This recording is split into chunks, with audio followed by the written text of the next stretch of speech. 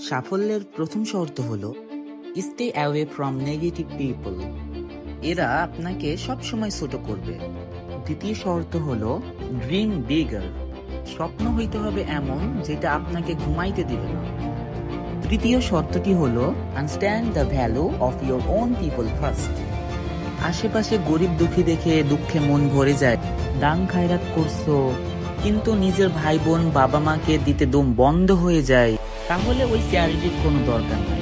তোমার অ্যাচিভমেন্টে সবার আগে তোমার পরিবার এবং আত্মীয় স্বজনের হক, এরপর পরকে উপকার করতে যায়। নিজের খেয়ে বনের মোষ তাড়ানো কোনো মেক সেন্স করে না।